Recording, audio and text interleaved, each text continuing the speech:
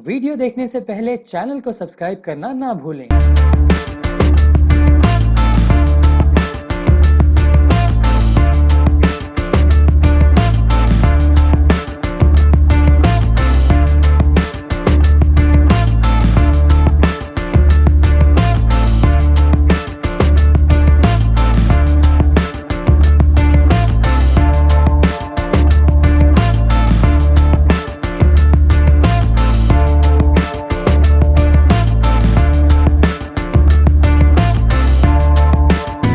Dog को जो आपने जो फीड किया उसके बारे में कुछ बताइए, किस तरह का इनिशिएटिव था और जो नवरात्रि भी चल रही है।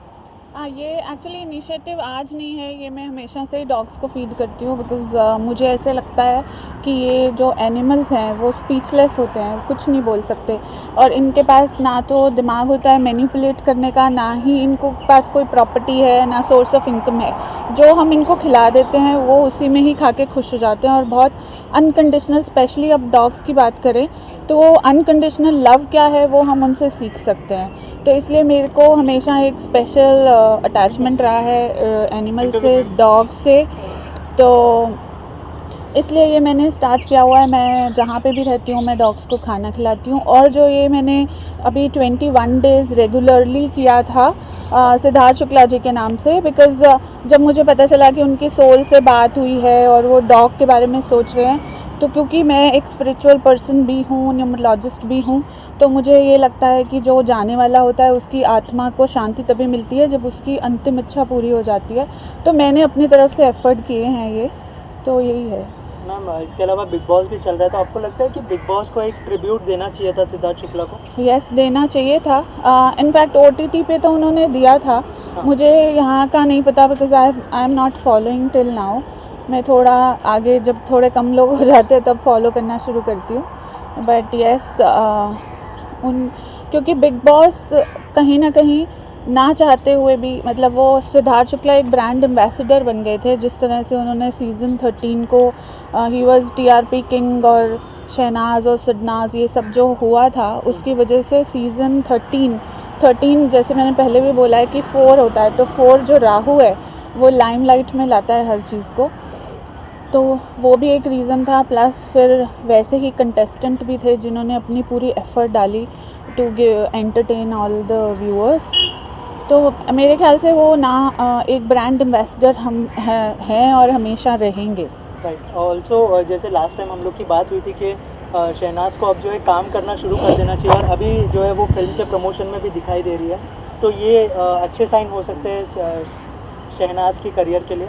हाँ, वो बिल्कुल अच्छे साइन है। मैंने जैसे बोला है कि 41 डेज़ से पहले कोई भी पैटर्न को हम ब्रेक कर सकते हैं बहुत इजीली। तो वो 41 डेज़ से पहले आ गई हैं प्रमोशन में और दिख रही हैं अब सबको, और वो मैं उसका एक प्रोफेशनलिज्म भी कहूँगी। अगर आप वो वीडियो देखेंगे जो बहुत वायरल हो रहा है, वो हंस रही है पर उसकी जो स्माइल है वो आँख तक नहीं पहुँच रही। तो that means she has hidden all her जो भी दुख है उसको अंदर से, जो उसके लिए इतना बड़ा लॉस हुआ है लाइफ में, उसको छुपा के फिर भी वो एक स्माइलिंग फेस पुट अप करके गई है मीडिया के सामने प्रमोशन करने और ऑडियंस के सामने, लोगों के सामने, अपने फैंस को कहीं ना कहीं वो चाहती थी कि उसके फैंस भी they were also looking forward for this. Right. Also हमने देखा था कि बिग बॉस के घर में सिद्धार्थ और असीम की बहुत ज़्यादा फाइट होती थी, लेकिन जब सिद्धार्थ की डेथ हुई, जब वो चले गए हमारे बीच से, तब असीम पहले जो है वहाँ पर ऐसे इंसान थे जो पहुँचे थे हॉस्पिटल में। उस बार हाँ, हॉस्पिटल में पहुँचे थे पर बाहर खड़े रहे थे। मेरे को सीरियसली ये समझ में नहीं आया क्योंकि जब सिद्धार्थ इनिशियली उन दोनों का बहुत अच्छा बॉन्ड दिखाया था, तो सिद्धार्थ हमेशा उसको बोलते थे तुम मेरे छोटे भाई जैसे हो, और फिर पारस के प्रोवोक करने पर, क्योंकि वो बोलता था कि ये तो तुम तो उसकी पूंछ जैसे लग रहे हो या शैडो बन गए हो, तो उसको प्रूव करने के लिए उसने अननेसेसरी बहुत सारी फाइट्स पिकअप करी, बहुत कुछ बोला गलत।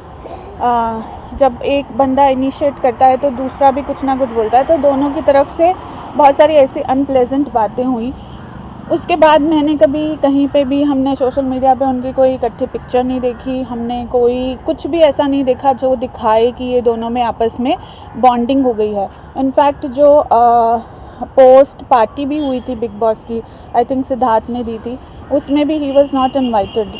तो फिर अचानक से वो आ गए, मुझे काफ़ी सरप्राइजिंग लगा। मतलब बहुत सारे लोगों को ये क्वेश्चन था कि अभी कैसे इसको अचानक से इतना हो गया। मैं मानती हूँ जब कब कोई भी दुख में रहता है तो हम सब उसको सपोर्ट करने पहुँच जाते हैं, तो सपोर्ट करना होता है। तो जैसे और भी सेलिब्रिटीज़ गए थे, राहुल वैद्य भी वहाँ पहुँचे थे, राखी सावंत भी थी, निक्की तंबोली भी गई थी, तो सब अंदर थे, सब अंदर अब उनकी मदर से मिले और आ गए। ये आसिम का मुझे एक कंसेप्ट समझ में नहीं आया। He was standing outside the house, he was standing outside the Cooper hospital, so what he was trying to do, I didn't get it. Right. Also आपको लगता है कि जैसे आपने कहा कि ये एक जो है स्टंट भी हो सकता है खुद को प्रमोट करने के लिए या फिर दिखाने के लिए कि मैं सिद्धार्थ का बहुत अच्छा दोस्त हूँ? हो सकता है, मुझे नहीं पता उनके दिमाग में क्या था। जो ऑडियंस है, एज अ व्यूअर मुझे ये लग रहा था कि आज तक आपकी आपस में कभी बात नहीं हुई, इतने 2 साल हो गए बिग बॉस को। और अगर आप देखेंगे तो सिद्धार्थ को हमेशा बिग बॉस में वापस बुलाया गया। उन्होंने वीकेंड का वार भी होस्ट किया था। He was never invited, he was not in that much limelight. तो हो सकता है उनके दिमाग में ऐसा कुछ हो, बट व्यूअर्स को तो यही लगता है कि अचानक से इतना प्यार कैसे। ठीक है, मैं मानती हूँ, मैंने जैसे पहले भी बोला कि किसी के घर में भी दुख तकलीफ़ होता है तो हम चाहे उसको लाइक करें या नहीं करें, हम पहुँच जाते हैं सांत्वना देने के लिए परिवार को, बाहर मीडिया को नहीं। लास्टली आपसे जानना चाहूँगा, आसिम को बहुत लोगों ने देखा है, लेकिन न्यूमरोलॉजी वाइज वो कैसे इंसान है, अगर थोड़ा सा आप उनको बता पाएँ। न्यूमरोलॉजी वाइज उनका 13 नंबर है, जो कार्मिक नंबर होता है। फिर राहु का नंबर होता है। राहु थोड़ा सा इंसान के माइंड को मैनिपुलेटिव कर देता है, जहाँ पे जो चीज़ उनको लगे कि हाँ मेरे लिए अच्छी रहेगी, वो वैसे ही करते हैं। तो यही है। Thank you ma'am, thank you so much.